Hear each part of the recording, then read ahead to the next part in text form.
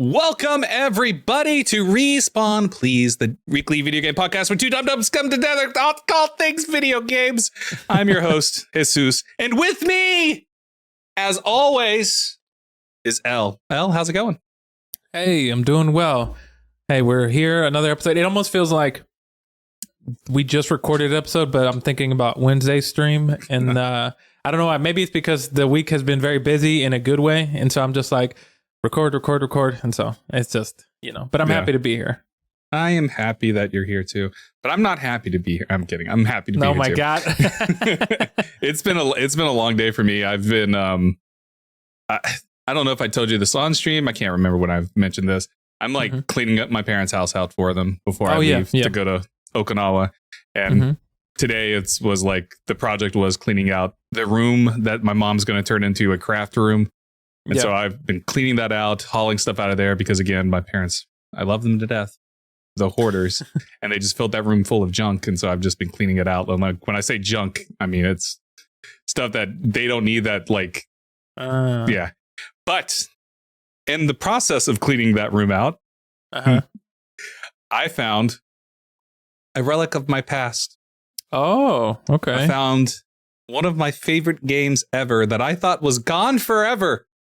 But I opened my cousin, my little cousin, when he was going to the high school that is near my parents' house. He would walk from the high school to here to, like, instead of take the bus because he didn't like taking the bus. Anyways, and like I left him all my video games and was like, just have fun with them, because I was in California, I believe, at the time, or I was somewhere. So I was just like, take all my Xbox stuff. I don't need it. I'm gone. And so in the process of cleaning that room out, because that was the room my cousin used to go to like play video games and stuff after school, I discovered one of my favorite games of all time. What's that? Alpha Protocol. You may not know what Alpha Protocol is, but Alpha Protocol is a game by Obsidian, so maybe you would like it. But it's a spy RPG that I was obsessed with. It came out in 2011, I want to say. I played it in the dorm way back when we were living together. I don't know if I know Ron watched me play one time, and he was like, man, this looks like a knockoff Metal Gear. And I was like, yeah, I guess. Oh my God. It looks stupid. I do remember this game. Wow. 2010 was when it came out. But yeah, I got it like way back when, and I was obsessed with it. I love Obsidian games, and this was one of my favorite Obsidian games. It's not very good. I started playing it again. I dusted off my Xbox 360, got it out of storage, plugged it in, and it was like, oh yeah, this game runs like shit. Not a surprise it's on Xbox 360. I was like, man, there's a charm to it though. There's a charm to it that I love. So I actually started playing that yesterday because I started cleaning out that room yesterday. And so in the evening, I took the time to sit down and play Alpha Protocol. And I was like, gosh, this game has so much charm to it. I would love it if they brought it back. If you got like a remastered or something, that would be amazing. But it's been my days, last 2 days. Maybe I'll play it tonight. I don't know. Probably not. I was like, should I play this before I go to Japan? Or maybe I should just take it with me to Japan. I don't know. If I do that means I bring my Xbox 360, but then I'm already bringing my PlayStation and my Xbox Series S. Do I really need to bring an Xbox 360 just for Alpha Protocol? Probably not. That's hilarious. That which brings us to, what have you been playing, Ell? What you been playing this week, if anything at all? Oh yeah, definitely. So this week, of course, we finished up Portal 2 on the stream. That was a lot of fun. I had a blast with that. We still have the extra extra courses. Levels. Yeah. So we did that. Me and my partner got back into It Takes Two. We're almost done with it. Nice. But she can only play so much before she's like, it's just like a lot of like buttons, and for her it's a lot. And so I'm ready to finish that game. But we're playing Portal 2, It Takes Two. Also, I'm almost finished with LA Noire. I'm towards the end of the game. Nice. I'm having fun with that. It's so interesting, like, because what I'm doing is I'm getting 100% on all the cases, because I never did that like in the back. And this is like the first game I'm kind of doing that for, but I just enjoy it a lot. So LA Noire, that one, of course, Overwatch 2 every now and then. But I think that's it. I can't recall anything else. Nice. When you say you're getting 100% on the cases, like what does that entail? Like having to like find every clue and all that, and like perfect conversations and all that. Yeah. So basically, what that entails is finding all the clues, interrogating each person and answering correctly. You're basically 5-star. You get 5 stars for the max on each case that you finish. It gives you like from 0 to 5 or whatever.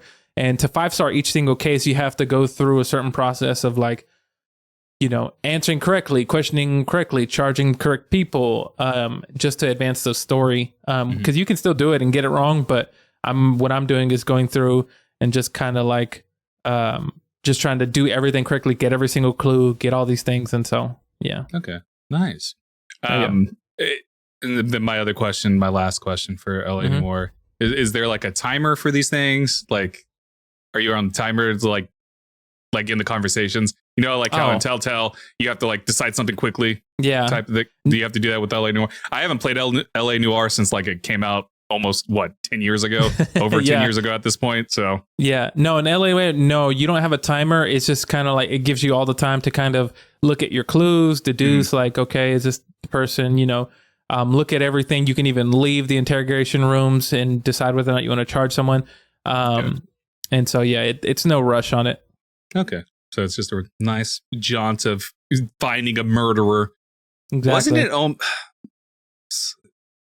You know what? I don't want to.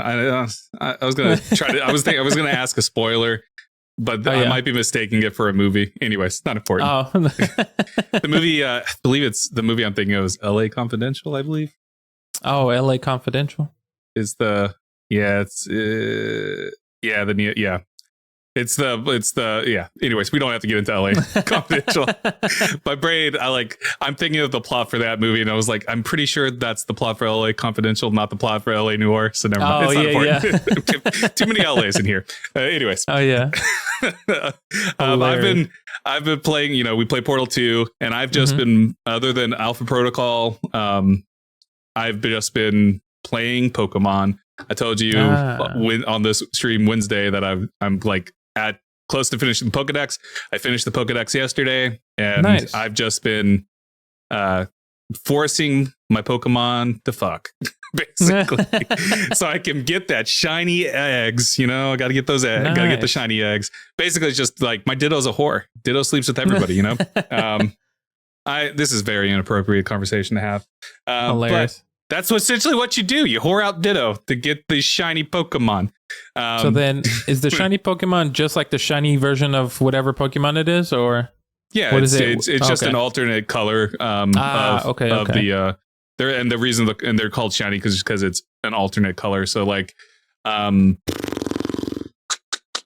Fuecoco. It's not even a drastic change with Fuecoco. Fuecoco is one of the new starters for Scarlet and Violet. He's a fire croc. Yeah, he's red. His shiny version is a pink. He goes from red to pink. Hilarious. So it's not like drastic. Sometimes there's drastic changes. Like Umbreon is, instead of black and gold, it's black and blue stripes instead of the gold stripes on Umbreon. If you remember what Umbreon looks like. Yeah. So things like that. Eevee looks like a ghost. It was like a pale, ghostly white. For a shiny Eevee, so things like that, and they're like chasing them is like I can't remember the exact number. I think it's like 1 out of 420 or something like that. If you have the shiny charm, if you don't have the shiny charm, it's like 1 out of 2,000 or something like that. Okay. So getting the shiny charm, you have to complete the Pokedex, and that increases the chances of getting a shiny and all of that jazz. So gotcha. And you can find the shinies out in the open world stuff, and normal like encounters, or you can do it the quick way, which is mass produce a bunch of eggs by forcing your Pokemon to have sex. And then just hopefully one of the eggs pops out a shiny. That's the actual quick way to do it, instead of having to run around in circles and all this other stuff. Nice. But that's what I started doing. I've just been collecting eggs. I actually have my Switch on right now. So because the way Scarlet and Violet does its breeding is very different from past games. In this game, it's you start a picnic, and then you just have your Ditto and the Pokemon that you want to have eggs produce of. and you have them ditto in the thing. Do that. And so I just leave it running because it takes real time. You have to do it in real time. So I just leave it running and then go collect the Pokemon, go collect the eggs, and then that's it. I know. Nice. Exciting. I'm so boring. I told you this is what I was going to do on my flight to Japan, and I'm sticking to it. I'm just going to be doing that. So hilarious. That's cool, though. But yeah, other than that, I mean, I played Fall Guys too, but that's Fall Guys, whatever. Fall Guys is like I just do the dailies and then I call it a day. Yeah, so, I gotcha. But yeah, we have a lot of fun stuff to talk about today because this week the Microsoft versus FTC trial has been going on. So we have a couple of things to talk about that came up from that, and then I have some questions for you about that too. Ell, what your thoughts on it? I don't know if you've been following it beyond me just texting you it, but then a very cool game got dropped that people seem to love. Dave the Diver. I don't know if you've seen that, so we're going to talk about that. Yeah. And then the Golem Studio. Oh boy, is no longer making games. Wah. And we'll talk all about that. And then we have a fun little game to play ourselves at the end of the podcast that may go for a while, maybe quick. I don't know. But let's get into the review roundup for Dave the Diver. Ell, before we dive into this, have you checked out Dave the Diver at all? Have you seen people play it? I've watched a couple streams of myself. I've bought it. I haven't started it yet, though. Nice. I saw one streamer play it that I follow on Twitch. And other than that, I've just heard great things about it from people online when it was released. So I've been hearing great things about it, which means I was like, maybe I should check this out. So yeah, it's like $17 right now on Steam. Let me check. Nice. Because the Steam sale is going on right now. Steam summer sale. Oh, yeah. Woo! Have you looked at anything for? Yeah, it's $18 right now on Steam. So it's $1 off. It's $1 off. But yeah. Have you seen anything on Steam that you want to buy? Man, there's so many games on there because I have a growing wish list. And so I'm just like looking at everything on there. And then I'm looking at the front page of Steam, the store. And I'm just like, oof, like, what am I going to get? Should I get one of these? Because I'm a lot of it is looking into like story driven games. And so I'm like, should I get this to play it eventually? Even I looked at a game that we had talked about playing on stream, but we never did. But Project Zomboid, I think that's what it's called. Oh yeah, is it on sale? That's on sale. Yeah, it's on sale. And I was like, maybe I should get this. Yeah, we can play it together. It's $13.39. I paid $30 for this game. I paid $20 for this game. Exactly. So just a couple bucks off. But other than that, I've seen a couple of things that I do want to buy, and I'm like, okay, let me take my time with this. Yeah. Yeah, I'm in the same boat. There's a couple of things. I got Dave the Diver yesterday, and then I have one other game in my cart right now that I'm debating about. Nice. We'll see. I don't know. I don't know if I'm going to do it. I don't know if I'm going to pull the trigger on X4. X4 is a space simulator thing. Oh, okay. Yeah, I'm not gonna nerd out about it, but it's like think like like Star Citizen, Elite Dangerous. It's more like those, but you're building like I don't know how to explain it. It's a simulator / like it's a simulator where you're flying the ship, but then you're also like doing a bunch of trading and all this other stuff. So I guess it is more like Star Citizen than anything else. Anyways, gotcha. Just not as ambitious, I guess. But I'm debating about if I want to get X4 and like its collection and stuff. And I don't really have the funds to do it, but I'm tempted. I gotcha. I'm curious. What is your wish list at number wise? Number. Let me open it up real quick. I think it's not like humongous. It might be at like 10 or something. Oh. I thought, never mind that. I was gonna see. No, mine's at 117. So holy crap! I just throw games up there. A lot of them's JRPGs. I just have a shit ton of JRPGs. It was like, I guess one day I'll play them. Maybe, I don't know. Hilarious. Yeah, no, mine's just at 10, and so I just have most of them are kind of fairly big titles with the occasional like early access, and so or like an old one, and so. But other than that, not too many. Yeah, mine is a lot of JRPGs, and then I have like Sim expansions that I haven't gotten yet. Sims 4 expansions. So like one day I'll buy these Sims 4 expansions. I guess now would be a good time because they're fairly cheap. Anyways, back to Dave the Diver. I got distracted there.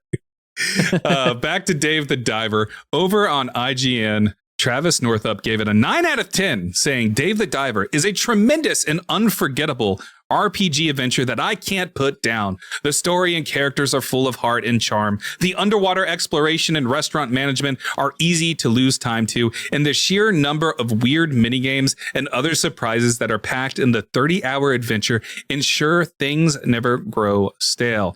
Even the wimpy bosses, simple puzzles, and a fair number of bugs, Dave the Diver has so many other interesting and intriguing things going on that it's easily one of the best games I've played this year so far. This is one of the few reviews out there over on Open Critic right now. It only has 7 reviews, I believe. It might have changed since I've written this, but yeah, I'm checking right now. So it's an indie game, fairly small indie game. Yeah, only 7 critic reviews are up on Open Critic right now. So. An 89 overall, though. Like I said, I bought it. I haven't dived into it yet. I'm gonna hopefully get to it this weekend. Maybe like while I watch Money in the Bank, WWE Money in the Bank. Maybe I'll play this too. But yeah, I'm excited to dive in. Like, it looks cool. The graphics are fairly simple. It's pixelated graphics and all that. But I'm intrigued by it. I like the idea of it. The RPG elements, the restaurant sim elements. I'm a sucker for that sort of thing. So I'm interested in diving into this. I think it looks pretty rad. The streams that I've watched, I'm like, yeah, this is something I probably am going to seek a crap ton of hours into. So I'm looking forward to it. But yeah, are you interested in playing it at all?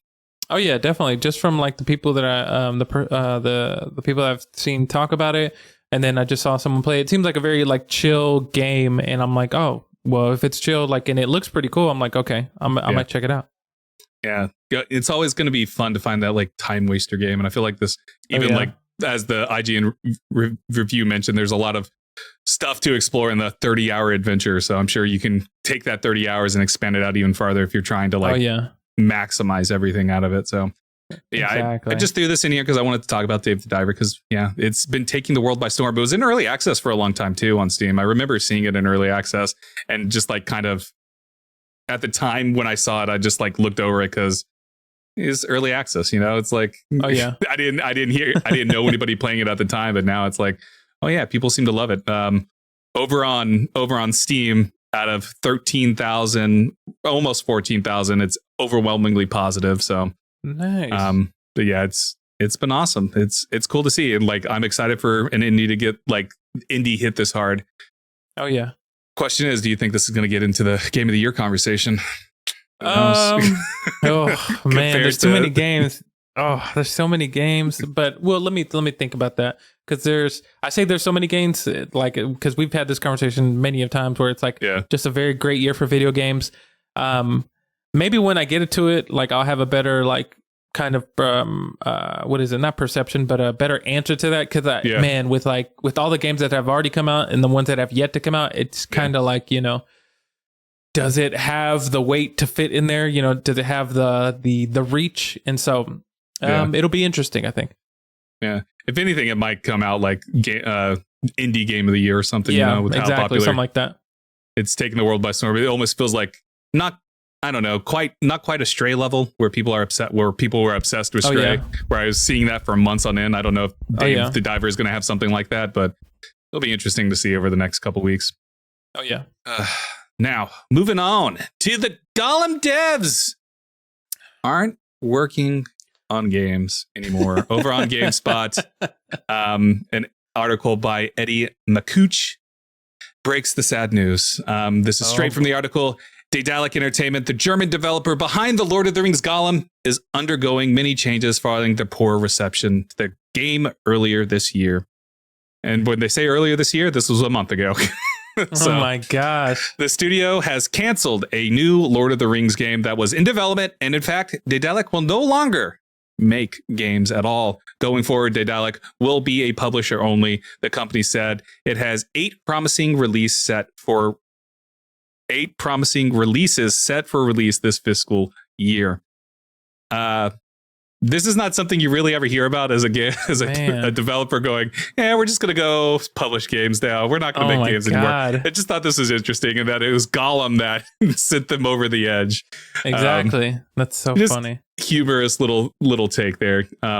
Any grand thoughts with this, Ell? It's hilarious because I remember when this came out, and immediately, you know, of course, the memes or like just the random videos of watching people playing it, just made me laugh so much. If anything, I'd say that even though it was horrendous and like very bad, it did bring people joy because a lot of people laughed at just how ridiculous that the game was. It's so funny because I remember when, you know, all that stuff was going on where people were just like, this game is broken. Like, it's not a good game. And then just that big blowback of people just like laughing at how ridiculous it was to that company issuing an apology, like, sorry, we're going to work to make it better. Because this happened, if I remember correctly, the same time, a little bit after the Redfall stuff. Yeah, when it was Redfall came out. It was like 2 weeks after Redfall. Yeah. So it took over the conversation for sure from Redfall.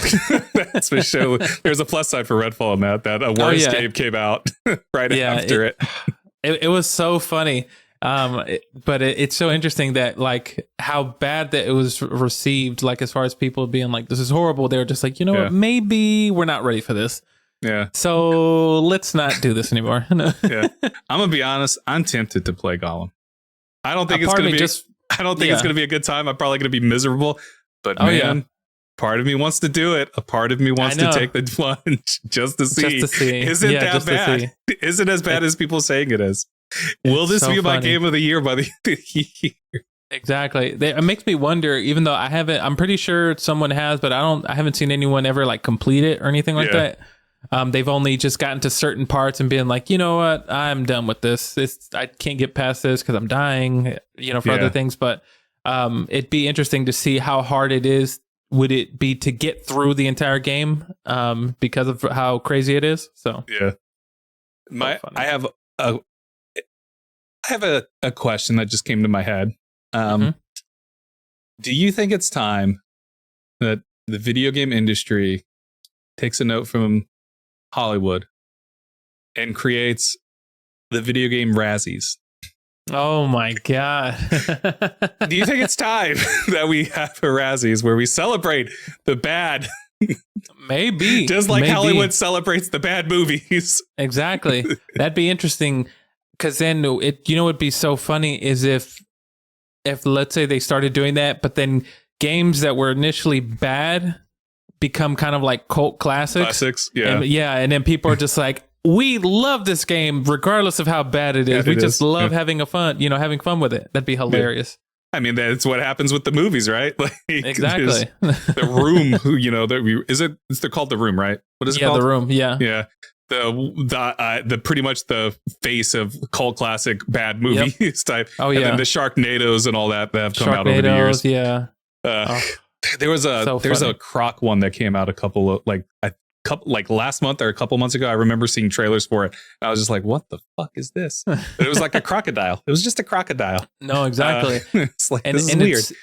And it's so interesting because of for those movies, it kind of in itself created a genre with, you know, to make it purposely bad, but like, you know, trying to fit into that genre. I mean, like you said, with the Sharknadoes, with there was the one with the turkey, the killer turkey. I forgot what it's called. Oh, Thanksgiving. Yeah, that's that was like done on purpose. Yeah. But who knows? Maybe if they did do that for video games, developers or like indie people would be like, let me make a game that's hilarious, but it's bad, but it'll be loved. If that, you know, that might be a little more difficult than people think. So yeah. I mean, it'd be interesting to see because Oh yeah. I think it's time. We have Redfall, we have Gollum. I'm sure there's plenty of others. There's a fly and it's bugging me. Anyways, I don't know. I just thought it was funny. I thought it would be funny to do something like the Razzies. Maybe there already is. I don't know. Maybe. That's so funny. I'm trying to think of other games this year that could fall into that category, and I got nothing right now. Nothing comes to mind. So, moving on from that, let's dive into some of the we're going to jump into some of the highlights of the big thing that's been happening this week, the FTC versus Microsoft trial. Microsoft's trying to explain why they should be allowed to buy Activision. The FTC is trying to get a preliminary injunction, which would effectively kill the deal for Microsoft. But Microsoft's fighting tooth and nail to get through it. But let's look at some of the highlights. This is an article over on IGN written by Logan Platt. 12 surprising reveals from the Xbox FTC trial. I'm going to just pick a couple of these to talk about. Okay. The first big one is Xbox admits it lost the console wars. The entire Xbox Activision Blizzard saga has been filled with both Microsoft and Sony downplaying their respective achievements to appear meek as possible to regulators. Microsoft, claimed its original Xbox was crushed by Sony and Nintendo when it entered the market in 2001, and the company says it's been losing the console wars ever since. Does that surprise you at all, El? No, it's so funny when stuff like this happens, because if this were not in court, they wouldn't be saying that. You know, it's just so funny to me, to someone as big as Microsoft, that the entire company, they're just like, we're not even that big. We are horrible. Our systems don't sell that well. We're just, look at Sony. They have the best. Yeah. They're making great games and we're over here making shit. Like, come on. We're in last place. It makes me laugh, because I'm just like, you guys are all just corporations. Like, you guys have billions of dollars. And but it's so funny that I get the strategy behind it, because they're, of course, like you said, they're trying to acquire Activision Blizzard, and they're like, this won't have any effect on the rest of the video game industry. It wouldn't. No. It's gonna be fine. It's gonna be fine. Yeah, it's wild. Like, it's just funny to hear things like that. One, I'm not surprised, but like the fact that, like, going into the numbers, because they do talk about, they did show off numbers during the FTC trial and stuff. It's not surprising that Xbox lags behind. Like, of course, Xbox, I will say this, like, compared to PlayStation, compared to Nintendo, Xbox, lacks exclusives, lacks that urgency to buy the console. Yeah. Because, and especially within this generation of Xbox, towards the end of the Xbox One generation and now the Xbox Series X and S generation, it's been about playing games wherever you can play them, whether it's PC or our console. And now it's, they're pushing the cloud, which is, you can play on your phone and stuff like that. So I'm not surprised at all that Xbox is in last place, because they're not really trying to push the consoles, or at least that's how I feel. I mean, I guess they want to sell consoles, but at the end of the day, if you're in their ecosystem, that's all they really care about. So no, that makes sense. I mean, because like you said, it was, because I remember maybe a couple years back, before we got to the new generation of consoles, there was like, that kind of felt like a little battle between Xbox and Sony, as far as like who has the better exclusives.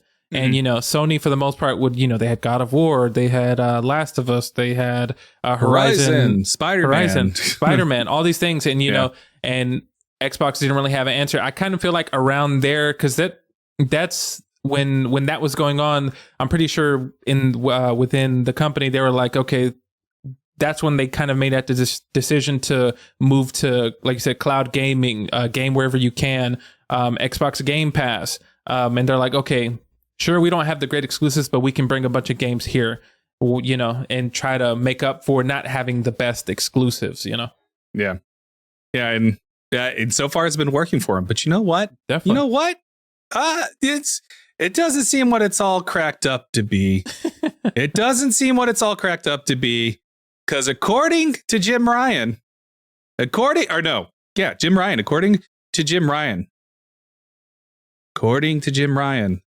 nobody likes Game Pass. PlayStation boss Jim Ryan had strong words for Xbox Game Pass, claiming he talked to all the publishers and they unanimously do not like Game Pass because it's value destructive. Oh my gosh. This is one of those comments where I'm just like, did you really, Jim Ryan, go out and talk to every single publisher? Did you really? Oh, yeah. It was like, what was it? A couple months ago, Jim Ryan said he talked to gamers, he talked to video game players, or whatever, however he phrased it, and they all love. He was like, they all love our stuff. It's like, did you really go out there and talk to them, Jim Ryan? Exactly. Are you just saying that? Are you? It was the most wild comment, and it's really funny too because since he said that, there's been a couple of publishers on Twitter, like small publishers, not like any of the big publishers, but there's been a couple of small publishers that have tweeted out, "Oh yeah, we publish on Game Pass, and we love it. We love Game Pass." So, Jim Ryan, I don't know if I believe you on that question. It's just so funny because, like you said, it's just more of them being like, everybody hates us. Nobody likes. We're not popular. Like nobody, nobody cares about Game Pass. We just mention it because we're trying to make it work. Or everyone loves PlayStation. They love Nintendo, and so it's just hilarious because, like you said, this is just them trying to just like, we shine, but we don't shine that bright. We're very dull when you compare us to Nintendo and Sony. Yeah, well, it was PlayStation that set this. The Jim Ryan's head of PlayStation. So, but then he wasn't the only one that showed dislike of Game Pass. Bobby Kotick also showed. This is a quote from the article. Bobby Kotick said, "I don't agree with the idea of multi-game subscription services as a business proposition going forward. But we, Activision and Microsoft, can agree to disagree." So he took a more civil stance. He was just like, we don't. And that's part of the reason why Activision doesn't really put their stuff on like Game Pass or anything like that. It was a very political thing to say on his part, the way he phrased it. I just found it interesting. Like, I don't know if Jim Ryan really talked to any of these publishers. Maybe he just talked to Bobby Kotick. Maybe Bobby Kotick is just referring to Bobby Kotick. Activision's the only publisher in the business, as we all know.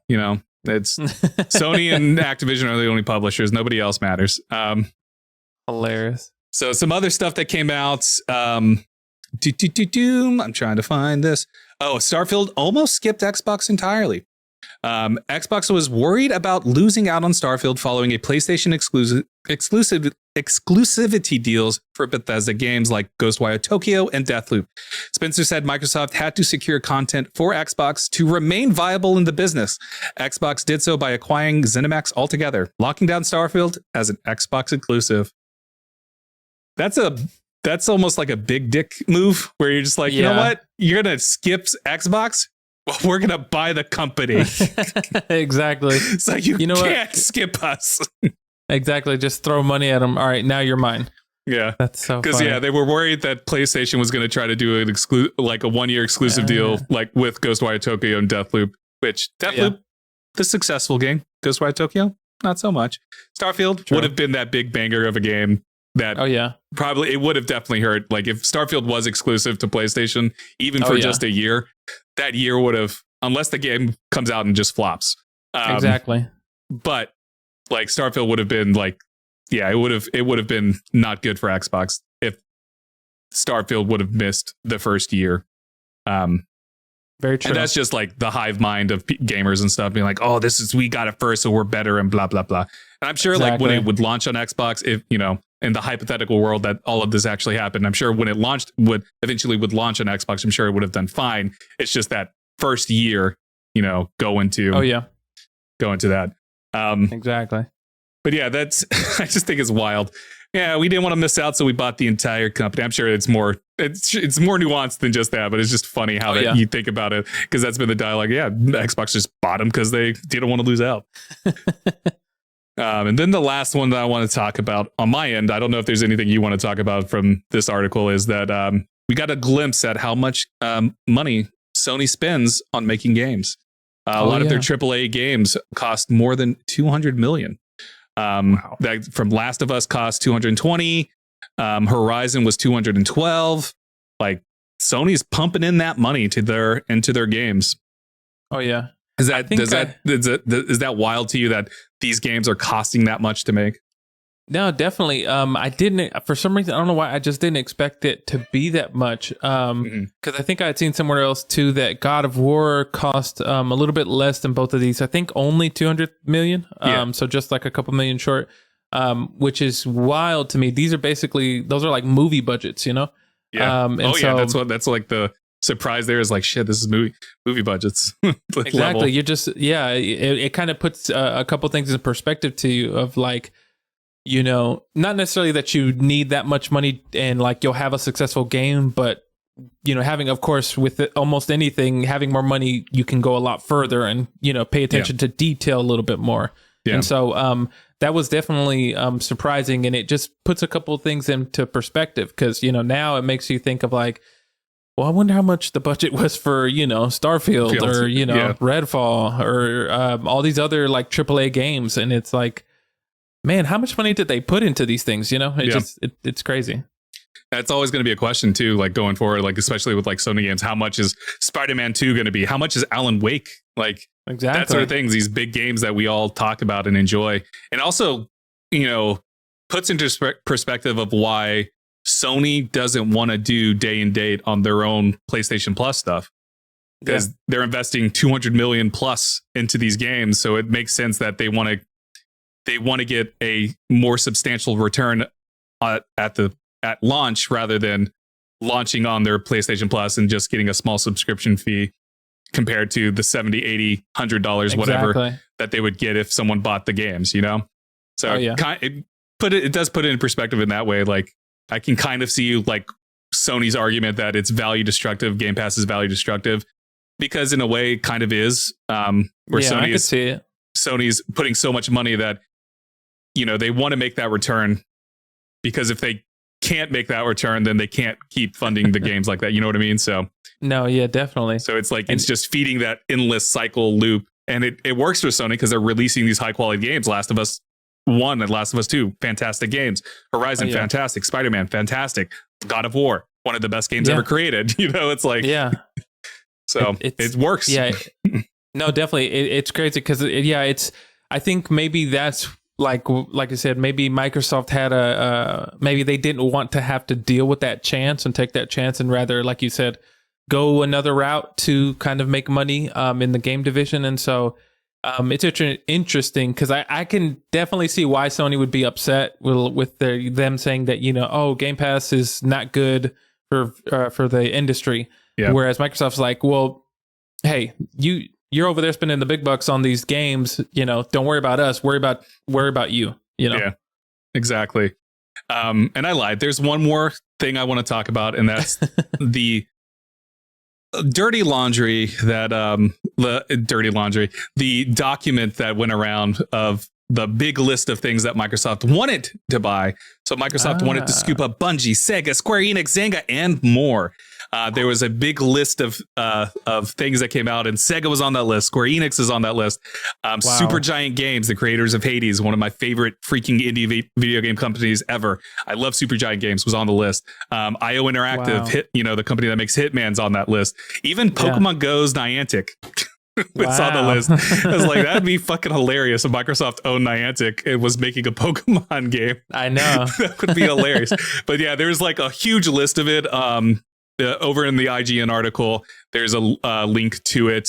And yeah, it's interesting to see some of these on the list. It doesn't surprise me that they have a list like this. Like this is like stuff they, I'm sure Microsoft has a lot more they want to do, like acquisitions. I'm sure good or bad, whatever happens with the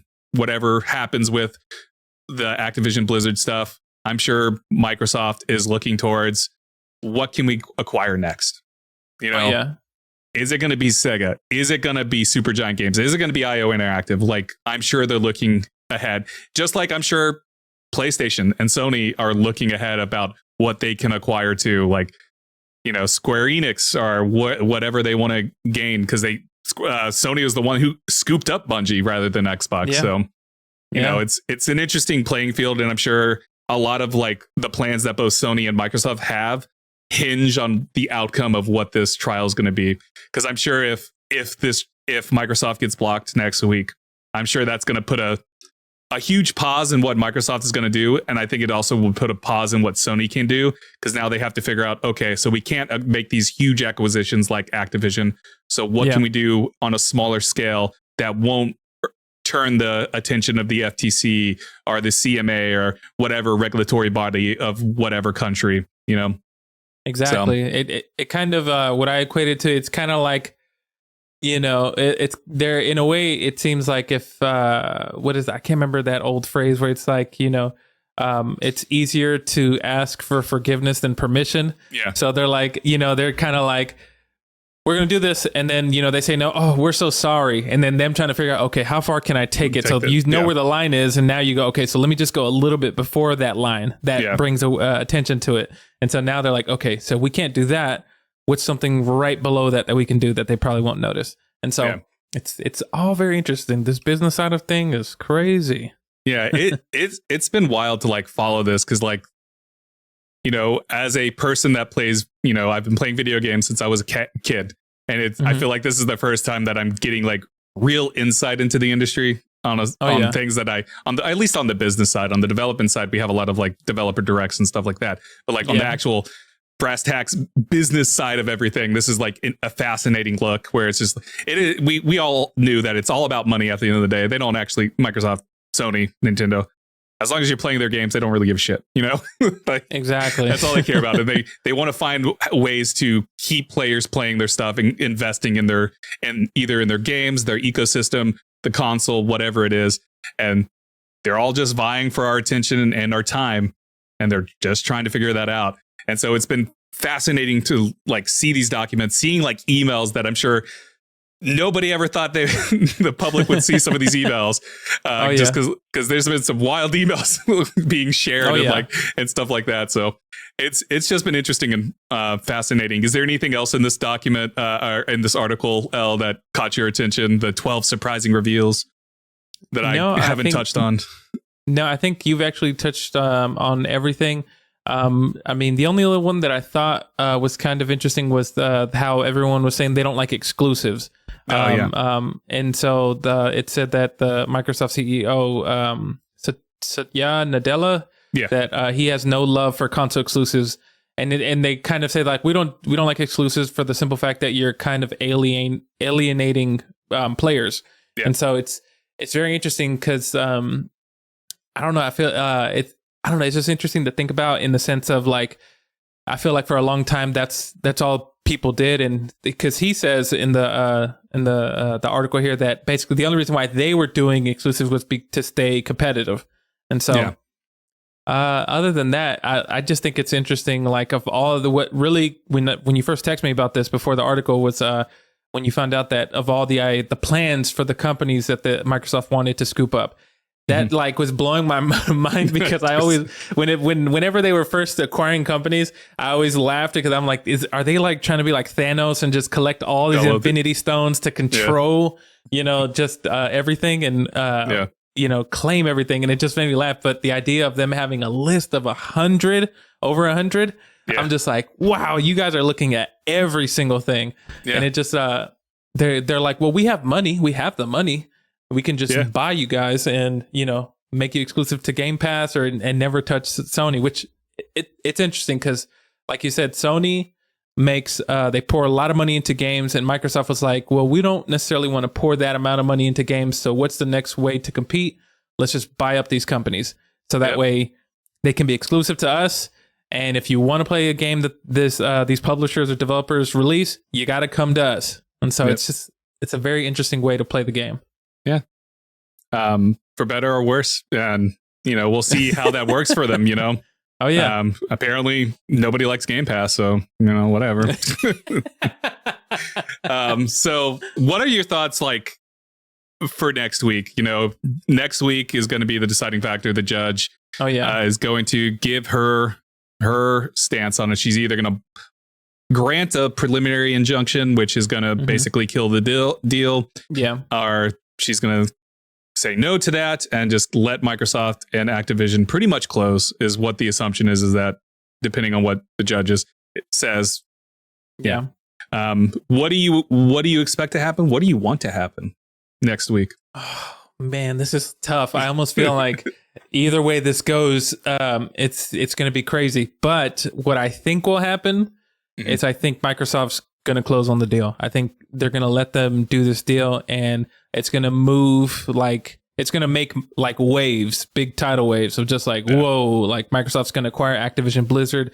And I think, because I think that will happen. I think it will be like an imprint on gaming history. Like, that's crazy that this is happening. That this company, Microsoft, just bought out Activision Blizzard for I don't know how many billion or however much the deal was. $69 billion. Jesus Christ. And so I think it's going to set a precedent, and it might be almost in a way we'll look back on this 20 years from now or something like that was a turning point for how the way things were done in the industry. Yeah.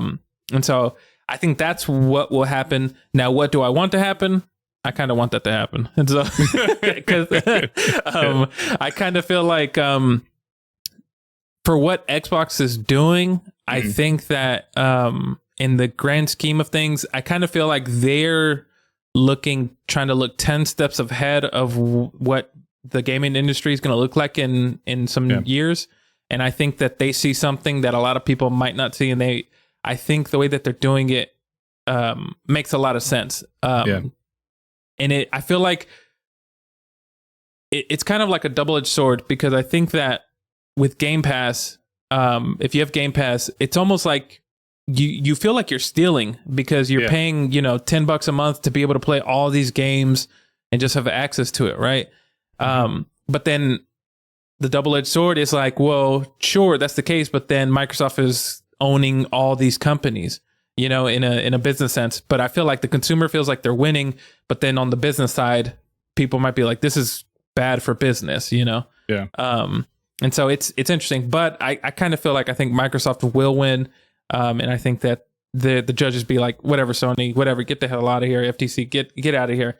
And I think that they'll get Activision Blizzard. Yeah. I'm expecting that too. I'm expecting the judge to not pass the preliminary injunction. Now, I wouldn't be surprised at all, because the cloud is what might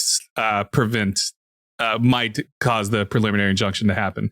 The whole focus on the cloud, the console stuff. The FTC fumbled that hard. Like listening to them talk about the console market and like what console market share means and all this other stuff and blah blah blah. It was just like, you guys are getting torched. But when they got to the cloud, Microsoft fumbled the ball there at trying to explain why the cloud is why they don't have a monopoly in the cloud and all this other stuff. So I think if it does happen, it's because of the cloud. But I expect it to be fine. I expect it to go through. People seem confident. A lot of people seem confident that this is gonna pass.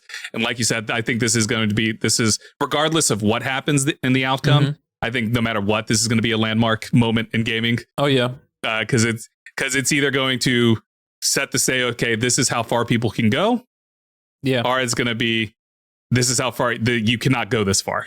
You know what I mean? Exactly. You can go. This is how far you can go, and it's the Wild West. Or it's going to be, you can't go this far. We got to figure out. Okay, so we can't get these big publishers like Activision.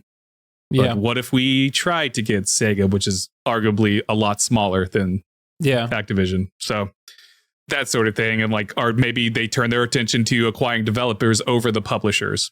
Because I think that's a big thing too, is that Activision is a publisher, but with a lot of developers underneath them.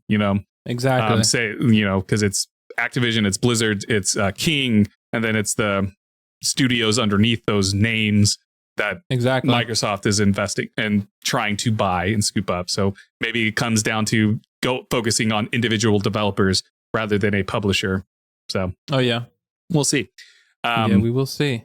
But I do like what you said, that Microsoft is looking to the future, and I agree with that a lot, because I felt like, I've been an Xbox person since the first Xbox back in 2001. I got a launch Xbox. I've always been in the Xbox ecosystem.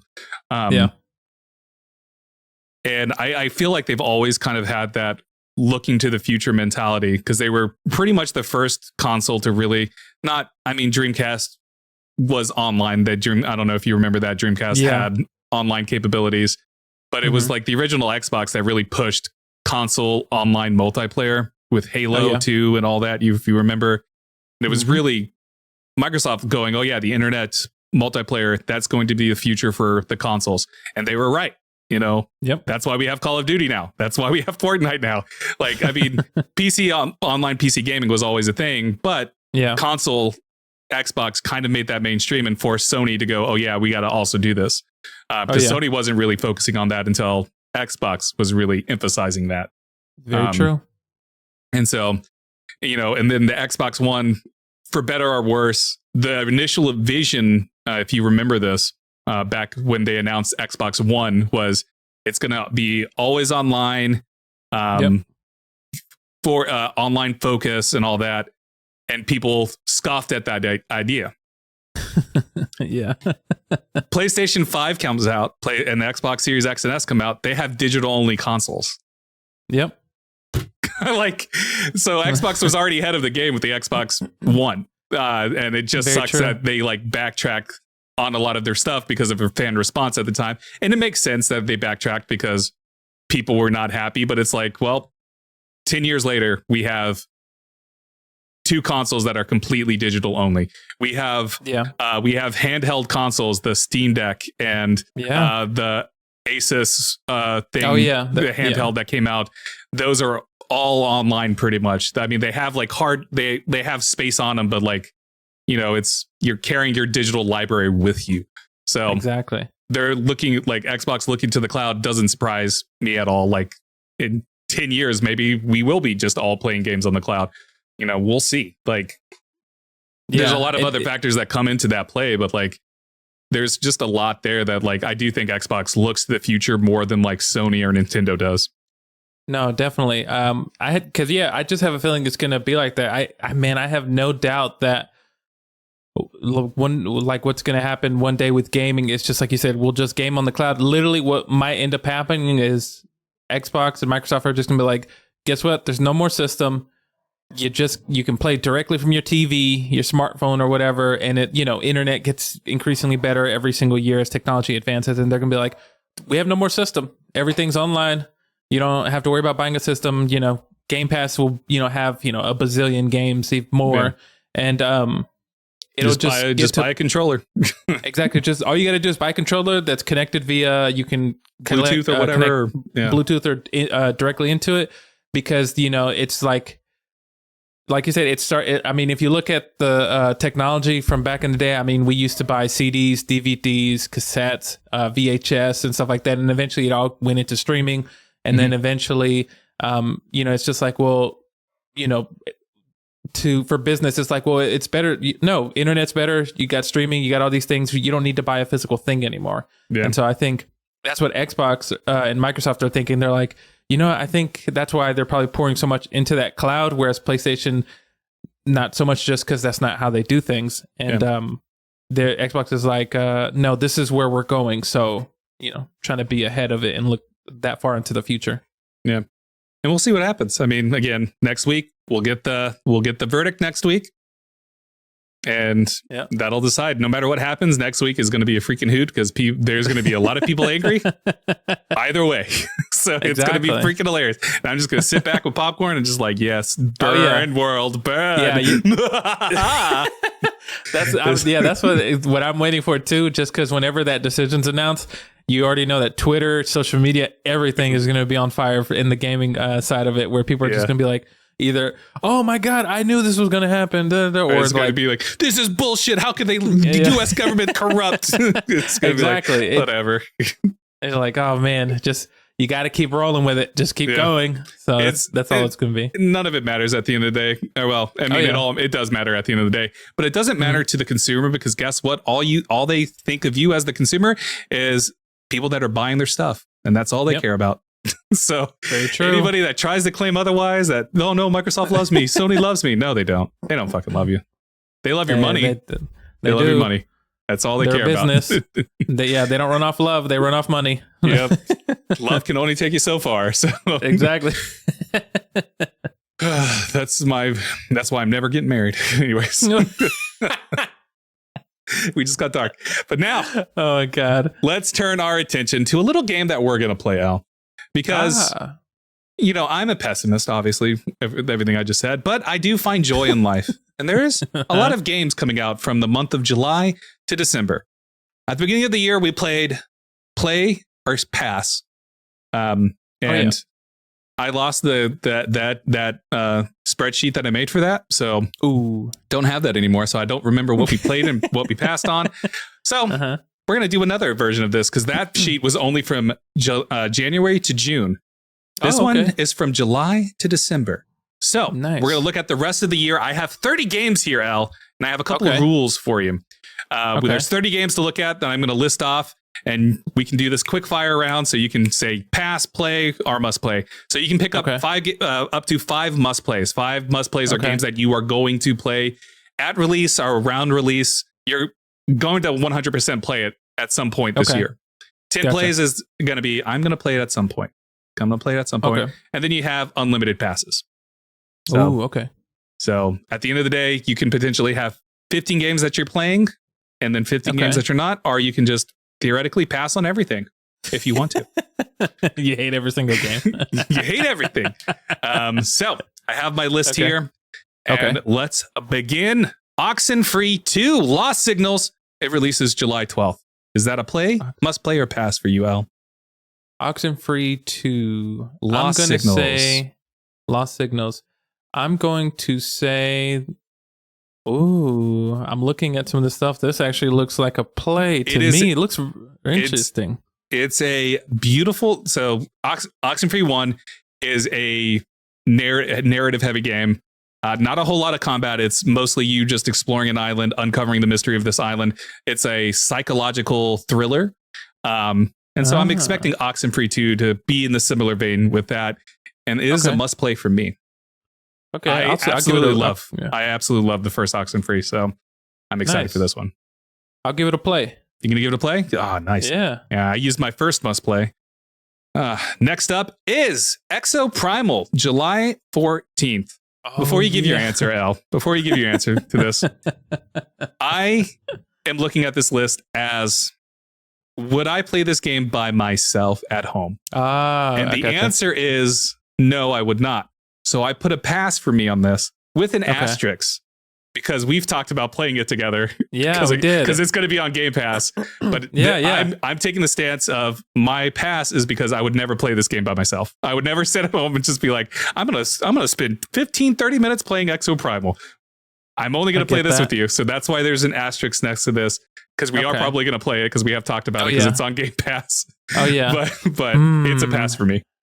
I'm going to say, that is interesting that you brought that up. I think I'm going to give it a pass as well. Yeah. Because, this is definitely, I actually had looked at this game the other day and I was thinking, but I was like, when this comes out, we can play it together, me, you, and just like have fun with it. But when you ask the question of, would I play this by myself? The answer is no. And so I'm going to say pass on this one. Yeah. All right. Next up is Viewfinder, July 18th. Viewfinder is a puzzle game. If you remember The Witness, it's very Witness-y. I don't know if you remember the game, The Witness, but it's a puzzle game. People seem to love it. People were going crazy about it during the Summer Games Fest.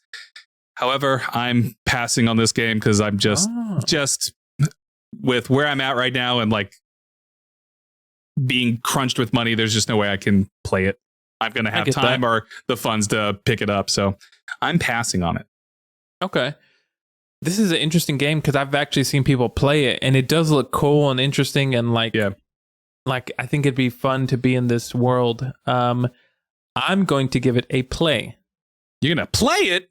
Oh yeah. I think I could see myself relaxing playing this, and it's such an interesting concept to be able to take a photo and like bring it into the world. Yeah. And manipulate it to solve the puzzles. Yeah. Like I said, I do think Viewfinder looks fantastic. I just, where I'm at in my life right now, I just don't have the time or the funds to be able to play it. And that sucks because it does look rad and I would love to play it. But yeah, I mean, maybe like 2-3 years from now, I'll be like, oh yeah, I'll be like, let's say hypothetically it becomes like a free game on Epic Game Store or something. I'll play it then, you know?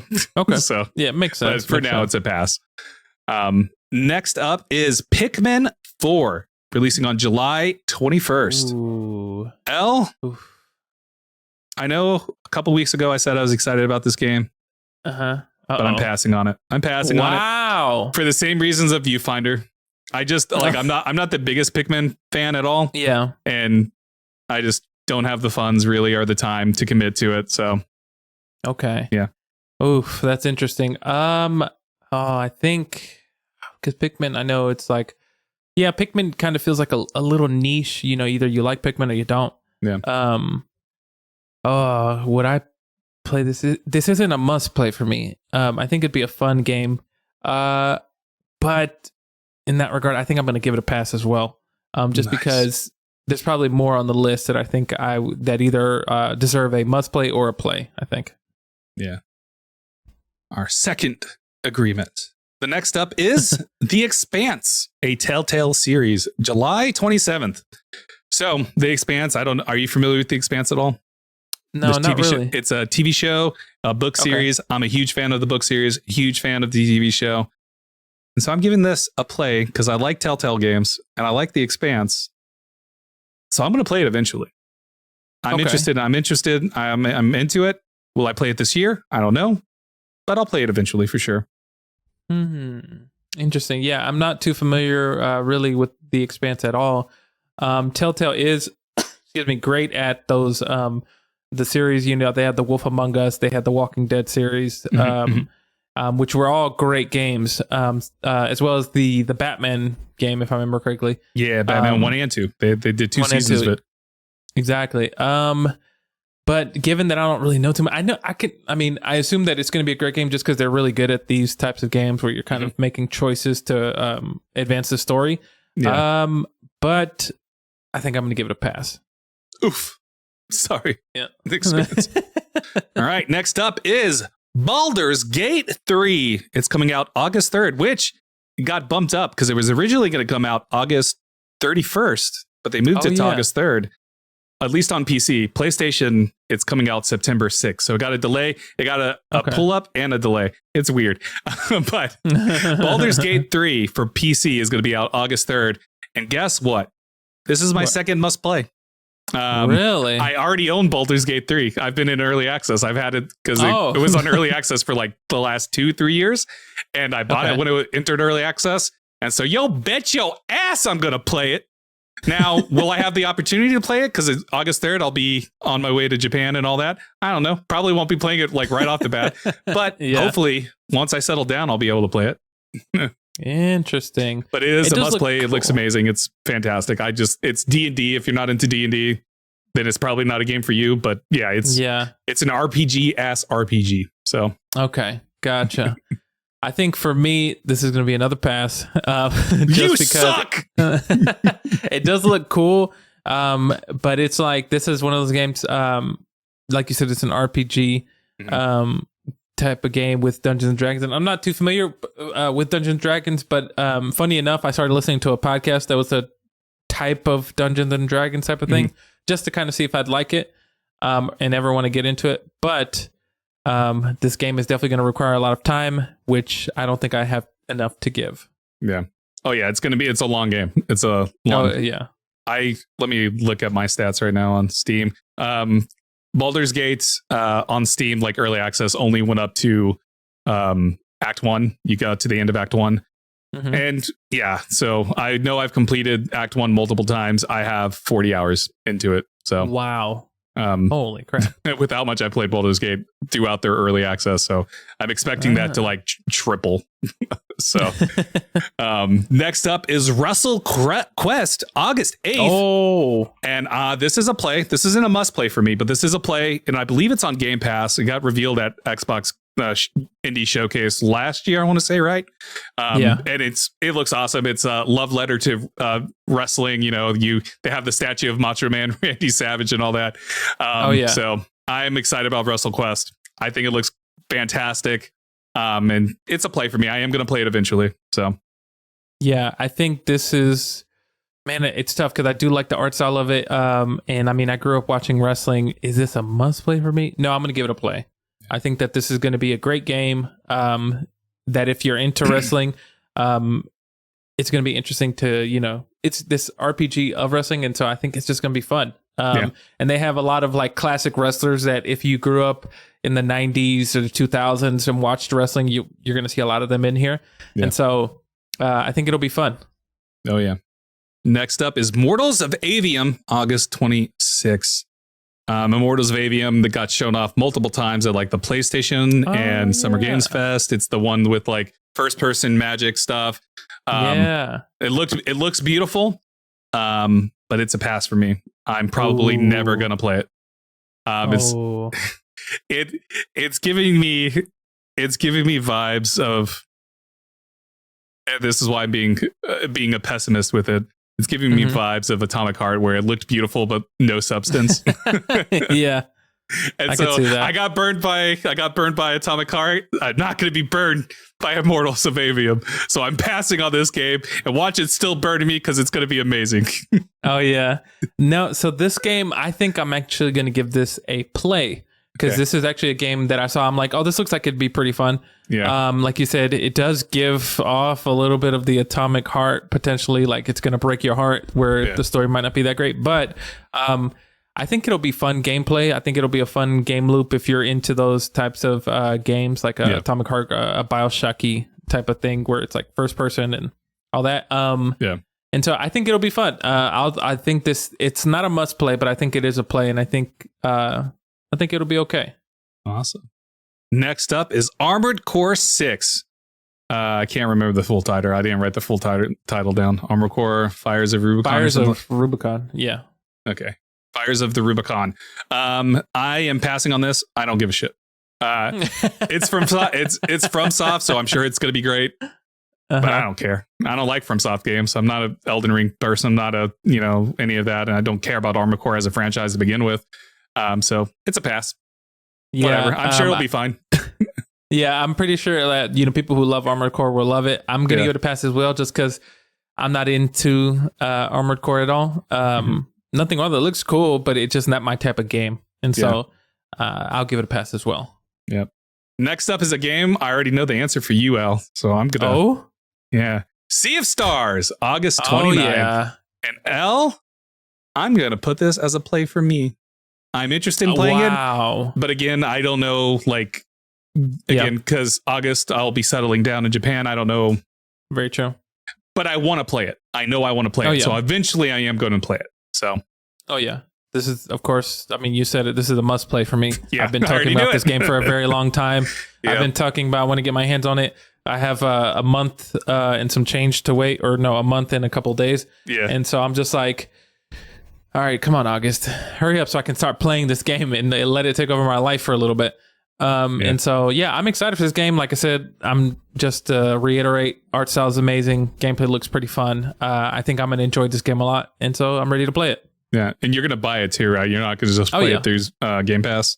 Oh yeah. I'm going to buy it for the Switch because I want to just take it with me everywhere. Yeah. Yeah. And then next up is the big juggernaut, or maybe it's going to be a flop. Starfield, September 6th. This is going to be my third must play. Gotta play it. Wow. It's gonna be a must play because I gotta play it. No matter where I'm at in Japan, if I'm still not settled down, I'm gonna play Starfield. So it's a must play for me. Yeah, this is gonna be my second must play because, like I said in the last or the episode before the last one, ever since the direct, I decided I'm like, yep, I'm in. Like it sold me. I'm in. I want this game. I want to play it. I want to go in space. Design my ship.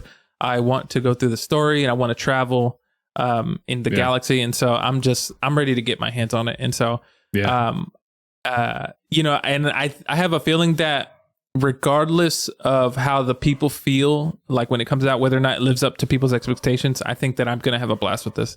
Yeah. I think that I'm going to enjoy it. And so I'm ready to have fun with it.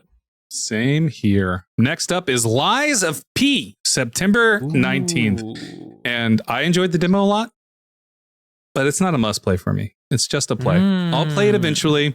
There's a lot of stuff that, I'll probably still be playing Starfield. I'm fully expecting Starfield to dominate my life for the month of September and maybe Baldur's Gate 3, because I'll still be playing Baldur's Gate 3 and all that. but yeah, it's just going to be a play. I'll play it eventually for sure. Because I enjoyed the demo a lot. I thought the demo was cool. It has an awesome art style look to it. Oh yeah. And yeah, so it's just a play for me. What about you? It's interesting because I think I'm going to give this a play as well. Just because I think this game is actually going to be great. But it doesn't give me the same feeling that Starfield or Sea of Stars has given me as like I want to play those games. Yeah. Now, granted, I'm saying that now, but then I get my hands on it and I play it, and next thing you know, I'm addicted to it. That you know, I could have a change of heart. But I think as of right now, just from what I've seen, I'm going to give it a play. Awesome. Next up is Mortal Kombat, also September 19th. And you know what, Ell? I am so incredibly excited for this game. So incredibly excited. But you know what I'm even more excited about? What's that? Watching people play the game, because I'm not going to play it. I'm passing on this. I don't like fighting games. I'm not a fighting game person, but I love watching people play fighting games. I'm weird like that. And I'm sure I'm going to just, like I did with all the past Mortal Kombats, I'm going to watch the long ass freaking video of all the cutscenes. And that's how I'm going to digest the story, because I just suck at fighting games and I don't want to suffer through it. So yeah, I get that. And I agree 100%. This isn't like, I'm not into fighting games as much anymore. I think it's cool. As much as I think I would be okay with playing through the story, I think that I probably it's easier to just watch all the cutscenes, whoever does it on YouTube, put it together, or watch a streamer play it and they play through the story. But I myself, after the story, I don't get much value out of it after that. And so it's a pass for me. Yeah. Next up is Party Animals, September 20th. And similar to Exoprimal, this is not a game I'm ever going to play by myself. But this is a game that's going to be on Game Pass. And it's a party game. And it's like, what is that other game called? I can't remember off the top of my head. Gang Beasts? Yeah, Gang Beasts. It's like that. And so I was like, this would be a good game for Elle and I to play on stream. So we'll probably do it that, because it's going to be through game, because it'll be on Game Pass. Yeah, definitely. But otherwise, I'm not going to play this game by myself. So it's a pass. Oh, yeah. I agree. This is definitely another pass for me, just because, outside of playing with you or playing with any other friends, I think that I would never play this by myself, just because don't really feel like it. Yeah. Next up is Eternites, September 21st. And Al, let me tell you, we finally got to a game that is a Jesus-ass game. That's definitely... It looks like a Jesus-ass game. Only because a game that I know for a fact that you have no interest in. Oh, yeah. But it's a JRPG where you save the world, and you try to date people too while you're saving the world. And so it's a play. Funny. It's just a play for me. It's not a must play, but it's a play. I'm going to play it eventually, like all JRPGs. I will intend to play it eventually, but yeah. Nice. I gotcha. So yeah, for me, this is a pass, just because it's very rare that a JRPG pulls me in. There's very few, but this one didn't really draw me in as much, and I don't see myself playing this. You mean you don't want to go on dates? You don't want to save the world is ending? What the hell's wrong with you? I'm okay. Come on. Oh my gosh. Next up is Detective Pikachu, who returns October 6th. Listen, I love Pokemon. Pikachu's adorable. But this is a pass. I don't give a shit about Detective Pikachu. I like the movie. Very true. Never played the first Detective Pikachu. I don't care about this. So it's a pass. True. That's all I got. I agree. This is going to be a pass for me. The only way that I would ever give it a play would be if Detective Pikachu was voiced by Danny DeVito. Then I would give it a play. But hey, for those who love Detective Pikachu, good on you. For me, this is a pass. Yeah. Next up is Forza Motorsport, October 10th. And I'm excited to see this game. I'm excited to see how it runs. I'm excited to see what the response is going to be. Forza Motorsport always looks freaking phenomenal. Absolutely, like visually, always looks incredible. But I'm not a racing game person, and this is a pass. Yeah. Forza always looks beautiful, along with like the other racing games like Gran Turismo. Everything just looks amazing. Most of the time, these games are great when they're shown off like on new consoles, just to show the graphics and the quality. It looks beautiful, gorgeous. But like you said, I'm not much of a racing gamer, and so for me, this will be a pass as well. All right. We need a. I got to pick up the tempo. Sorry, Al. Okay. I'm dragging my feet. No, you're good. You're I good. just noticed the time. All right. Next up is Assassin's Creed Mirage, October 12th. This is a pass for me because I don't give a shit about Assassin's Creed. Yeah, pass. Get Assassin's Creed out of here. Pass. Yeah. Next up is Alan Wake 2, October 17th. I love Alan Wake. This is a must play for me. This is my third must play or fourth? Third. I can't remember. Third must play. Alan Wake 2. I'm about to start on Alan Wake 1, go through it, then go through Control. So I'm ready for Alan Wake 2 because it looks great. It looks interesting. Can't wait to get my hands on it. Yep. Marvel Spider-Man 2, October 20th. This is just a play for me because I'm probably going to be deep in Alan Wake. So definitely agree. This is also a play for me as well. It looks great. The demo showed off. It'd be amazing to play. Can't wait. Play. Next up is Super Mario Bros. Wonder, October 20th. This is a pass for me because I don't give a shit about Super Mario games. This is a pass for me too, for those same exact reasons, because I don't really play much Mario games anymore. Next up is City Skylines 2, October 24th. This is a pass for me. It's a city builder. Yeah. You know, I enjoy building cities as much as the next person, which is not a lot. And so I'm going to give it a pass. Nice. Next up is Metal Gear Solid Master Collection Volume 1. This is a pass for me because I don't give a shit about Metal Gear.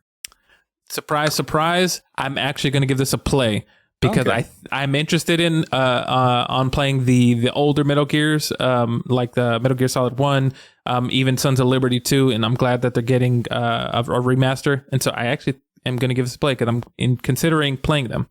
Nice. Just to give you a heads up, you have only 3 plays left and 2 must plays left. Ooh, okay. All right.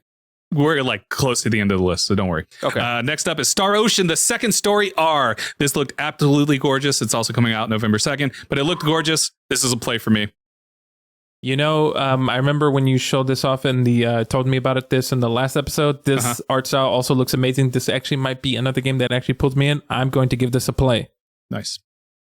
Next up is WarioWare Move It, November 3rd. I've never played a WarioWare game. I don't care about WarioWare, so this is a pass. I'll say this. WarioWare games are amazing. They are silly. They are fun. I love them, but I don't foresee myself playing this one. Pass. Okay. Next up is Like a Dragon, the man who erased his name. And that's one of the coolest names for a video game ever. November 9th. This is going to be a play for me because like all Like a Dragon / Yakuza games, I always intend to play them. So it's going to be a play for me. No, definitely. The Like a Dragon series, it's just amazing. It's funny. I as well will also give this a play because I think it's going to be funny. I think it's going to be great. It'll be fun. Nice. You have 1 play left and 2 must plays left. Oof. You're probably not going to. I'm going to tell you right now. There's only 1 game that you might use your must play. Oh, okay. Because the rest of them. Oh boy. They're not for you. Persona 5 Tactica, November 17th. Oh boy. That is a play for me. I don't have to explain why. It's a JRPG. What do you want me for? What do you want from me? It's a Persona. Very true. So I'm actually going to surprise you. I'm passing. No, I'm joking. Yeah, I'm going to pass on this just because I'm not into Persona yet. Maybe I'll get into it one day, but not now. Next up is Mario RPG, November 17th. Looked absolutely gorgeous. And this is my last must play. Man. Oh, this is a good one. Mario RPG. I am interested in playing it. So I'm going to give this my last play. Nice. Next up is Dragon Quest Monsters, The Dark Prince, December 1st. Does this surprise anybody that this is a play for me? Because this is a Jesus game. You collect monsters and Dragon Quest. It's a JRPG. What do you expect? Oh my gosh. So hilarious. This is a pass for me. I'm not really into Dragon Quest at all, so sorry. And then the final one. A game that I forgot that existed until I looked at the list and I was like, you know what? Might as well throw it on here. Why not? Maybe Elle's interested. Avatar, Frontiers of Pandora. It's a Ubisoft game. It comes out December 7th. I have no interest because I don't give a shit about Avatar. And I don't really play Ubisoft games. So this is a pass for me.